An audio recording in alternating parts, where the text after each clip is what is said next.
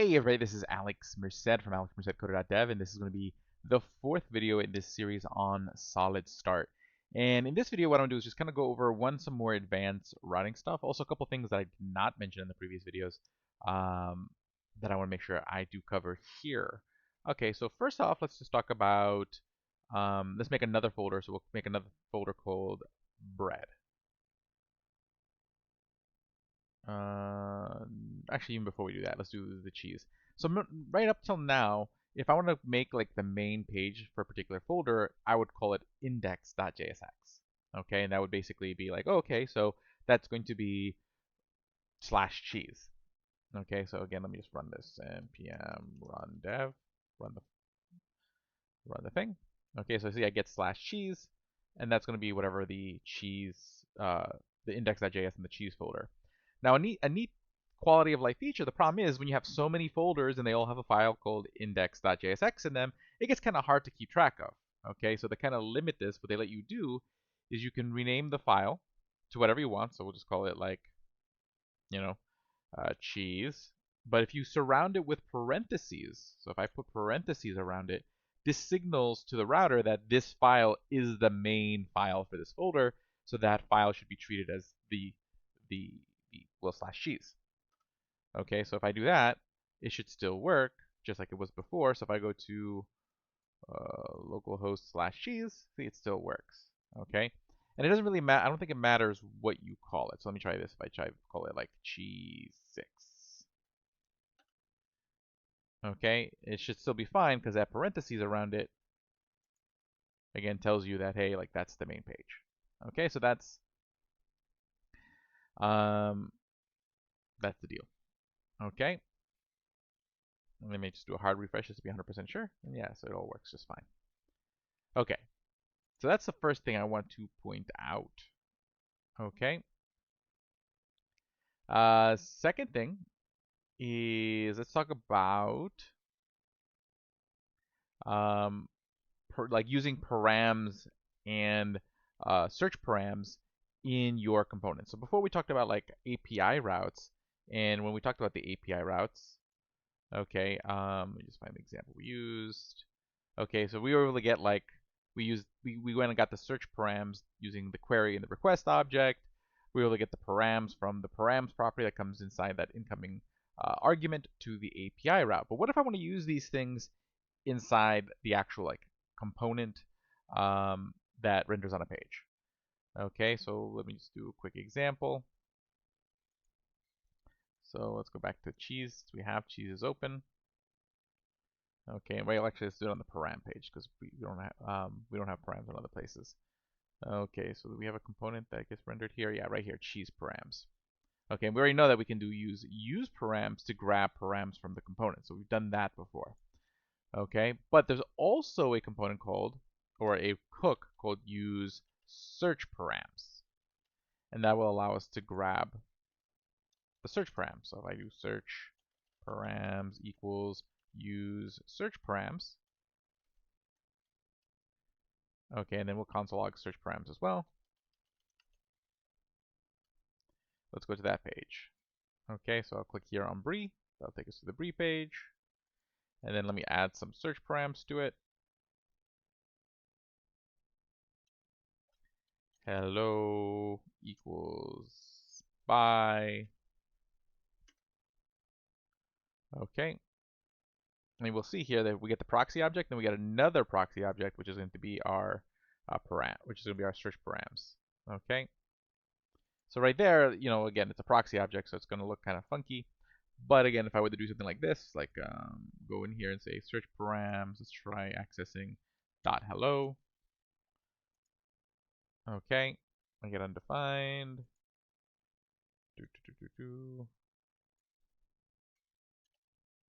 Let's see here, let's console log that again. Let's see how we access that. We get params. Do the function. That's the second argument. Oh yeah, that's right. That's right. Now remember. My bad. Okay, so yeah, so this search params actually what you have to do is it returns that array, and then we have to destructure that set search params. So this function could be used to change one of the params, and then this is the getter. So technically now if I do that, I get two proxy objects, but if I did this like dot hello, okay, that should get me the property. So see, there it is, by. You can see that right there. So if you want to use like search params in your component, that's how you would use it. Use search params, and then you can use the params using the use params hook. Okay, so again, we can designate the main file using the parentheses. We can grab the search params using this hook here if we're using it inside of a component. If we're doing an API route, then we can just create a new URL search params object, pass the query string like I did here, and then you'll have the search params object that you can just kind of use get and set on. And now let's talk about like nested routes. Okay. So what I'm gonna do is I'm gonna create another page and show you a fun thing you can do. So new folder, bread. Okay, so it's gonna be a new route folder. Now what happens if I create also a file called bread.jsx? Well, what's gonna happen is that we can then, in this bread.jsx, what we'll do is we'll just, again, export function bread. Okay, props. And then we're just going to return some JSX. We'll return a div. And in that div, we'll have an h1 that says above. And then below that, we'll have an h1 that says below. And then what's going to happen is that we're going to use a special component called an outlet. Okay. And then what I can do is I can put the outlet right here. And what's going to happen is that if I access any of the routes of any of the other files inside the bread folder, they will show up here. Okay, so what it's going to do is going to treat this bread.jsx as the wrapper for everything in the bread folder. Okay, so basically these all become nested routes to this bread page. Okay, so we'll kind of create a few examples. So new file here. So like right now, if I go to bread, so let's pull this up a little bit. Okay, I'm getting some sort of error right now.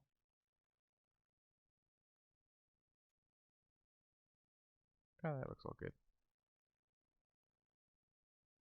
Okay, we just add a letter here.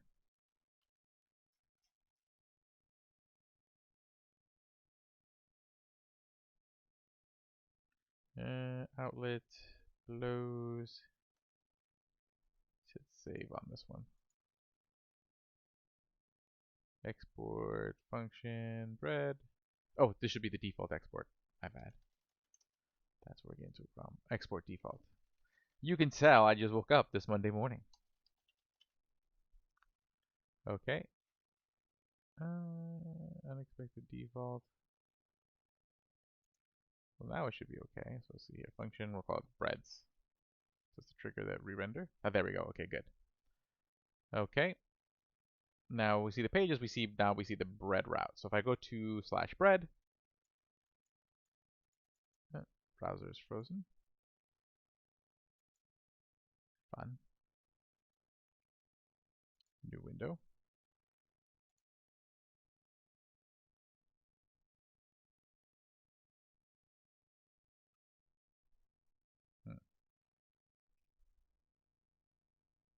Okay, we started my browser, and let's see here, /bread.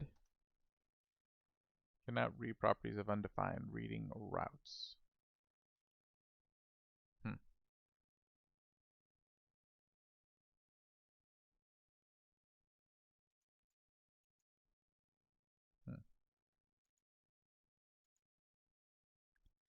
Bread.jsx. Why don't you like that? Let's start the whole server over again.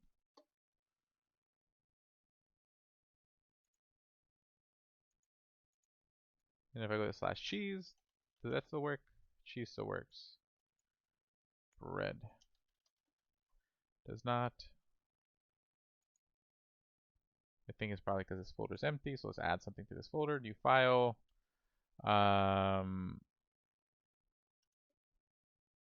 We'll say bread rye.jsx. So now let's see here, function export default function rye return an h1 that says rye. Okay, so now if I go to bread slash rye, finding routes. That's interesting. And it's the outlet that's causing the problem. So if I go to bread, let's first just remove the outlet from bread. Okay, then that works. Okay. Now if I put the outlet back, that should be allowing that. Okay, that outlet should then show up there. So now see here, then we get the error. There might be some setting on that setting. See here, solid, start. Let's head over to routing. Let's go to the nested routes. Okay, we did the outlet. Okay, and then we put the outlet there. And let's see here. Maybe it requires us to make sure we put an index.jsx in here. Index.jsx. And then I will just kind of copy this over there.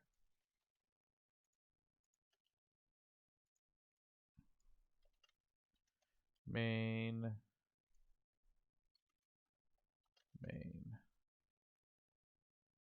See, does that fix the problem?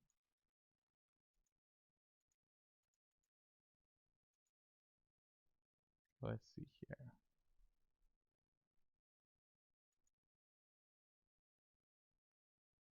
Bread. Where the outlet? Let me just change this to solid start. See if that makes a difference. Yeah. Okay, so it was just the import that was wrong. It just needs to be solid start. Okay, so then there we go. And if I go to slash bread, main. Okay, but you see, basic keeps that wrapper. So even though I'm not, if I go to slash rye, even though I'm no longer in the bread page, it's still showing this wrapper from the bread page. So that's a cool thing you can do. So that way you can have like the same structure for a group of routes that you want to have sort of like the same layout. So that's another thing you can do. And then the last thing we want to talk about is the $ server function. Okay, so let me just go back to the docs right over here for a quick sec. And that's going to be this right over here. This is a nice way to do a really much easier way to do RPC versus like setting up your own TRPC server. What this does, you're going to basically be able to declare a function using this server $ function. And then you pass it a function. But this function will only run on the server. So essentially it's a remote procedure call. Your client can trigger actions on the server. That's essentially what a remote procedure call is. And essentially it handles it all. Basically, you just have to define this. It makes it really easy. But really what's going on under the hood is that it's going to hoist this function, define it on the server side, and then you're getting this like sort of client side version of it being passed down to the server. So let's actually try that out. Okay. So let's do that in the rye component. Okay. Let's just import a server $.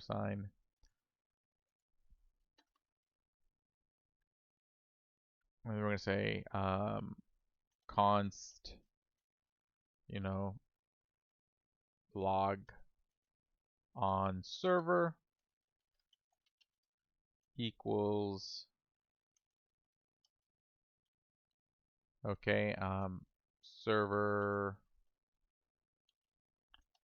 and we're going to pass it an async function.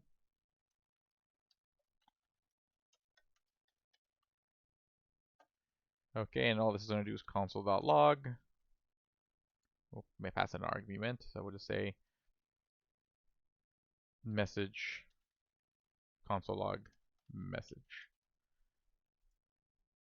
And then what we make do here is say when you click on rye, it is going to call a function. it is going to console or log on server, and it's going to log the message Rye. So essentially what should happen is I should not see the console log in the client. I should only see it on the server, so I should only end up seeing it here. So if I go back to this Rye page, I'll refresh it. If I click, let me open up DevTools so we can see the console log. If I click on Rye, I see no console log here, but I should see a log over here, and then there it is. So what's happening is that I can define things that should only happen on the server. This code is strictly server code. So essentially, like if I wanted to, like, for example, make an API call to somewhere where I might get a CORS error, I could do that here. Okay.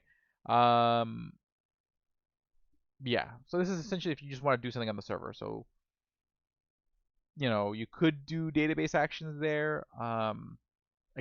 Like it says in the documentation, there's probably a debate on whether that's the proper place to do that. But you can. Theoretically, you could, put database code in there and say, hey, whenever you click on this, do this database stuff. So I could technically like put my logic for like adding something to like a Mongo database in here, and then I can pass what is the new item here, and then there you go. And then you just basically easily just can add stuff directly from your front end through remote procedure calls. You don't have to like necessarily like create all these different routes that you have to then do fetch calls for. They'd just be functions that you can write. And that's pretty cool. That's pretty cool. Now, one question I have is, can I do this from outside the component? Control X. If I move this over here, will it still work? Okay. So let's see here. Right now, it's rendered fine. Now let's see what happens when I call it. Still work? Yeah, still works. And the reason why I would want that to work outside of the function is so that way, let's say I did want to create like these RPC functions for like all my database actions, I could define them in a separate file. So let's try that out too. So let's see here. If I were to go to, let's create like a folder called, sometimes people call it lib. So I'm just going to follow that because that's what they do in the documentation, where they, the folder for like all the other stuff is inside this lib folder. I'm going to call this new file, you know, RPC, meaning just like all our remote RPC like functions, and we'll just call it rpc.js. And then what I'm going to do is head over to my Rye component, and I'm going to copy this over to RPC here, and then we're going to export logon server. Okay, so theoretically, I mean, when I think it through, this should work. So we're going to find out if it does. And then I'm going to go back to Rye. I'm going to import log on server. Okay, and let's see if it still works. Okay. Okay, so unhandled error occurred. Error should be compiled away. Let's see here. Should be compiled away. Okay, so yeah, there you start running into not fun issues. So it doesn't like that when you try to define it in a separate file. Theoretically, it says that it should go away when it gets compiled, but I will not take that as a given. So in that case, basically, you do kind of have to define them in the same file. Okay, so that's one consideration here. That would have been neat to be able to just kind of like define all of them here and then just call them in the components I'd like. That was almost too good to be true, I guess. Although again, it's got me thinking. Something to play around with. But yeah, I mean, the idea is that you can create these things pretty easily. And again, if you did want to create like just all those functions separately, then you would probably create the TRPC server, which again, how you do that, or at least the basic skeleton of how you do that, is here in the API routes section. API routes. And if you go over here to exposing the TRPC server route, basically what you're doing is you are creating the server side client here. Okay, so you have to like get this TRPC library and Zod. So I'm assuming these libraries you may have to install, or maybe they come already prepackaged. Let me actually just take a quick look at the package.json. Oops, I just want to go to VS Code. Package.json. Okay, I mean, I don't see it there. Is it in the node modules by chance? I don't see it in there either. Yeah, so you would probably have to install those libraries. Okay, but basically what you do is you create the TRPC server here. Then here you're creating the router, and really the router is just like the list of functions that get called when you send those remote procedure calls. And then basically saying, okay, hey, um, this is the function that gets called when this is done. And then you export that router, okay? And once you have that, then here's like the client side piece where you're defining a client, and then that client is what you would then import in your routes and use client side, essentially. Okay, I haven't done TRPC before. I have done gRPC before. They're all just different frameworks for creating RPC APIs, but the basic idea is the difference between RPC versus REST versus GraphQL. Again, REST, you're hitting the endpoints. GraphQL, you send those sort of string GraphQL queries to a particular endpoint through a post request. And then RPC, basically from the client's point of view, you're just calling a function, and then the function's underneath implementation then sends a request to the server to execute a predefined function on the server. Okay, cool. So that's pretty good now. I do probably plan on adding more videos as I continue playing around with Solid Start, but this should give you a pretty good uh, lay of the land so far. Other things I plan on playing with are primarily I just want to see if I can decipher the whole GraphQL thing, see if I can get that working as it should. But once I do, I'll make another video on that. But hopefully you guys enjoyed this. I'll see you guys later. Have a great one and enjoy.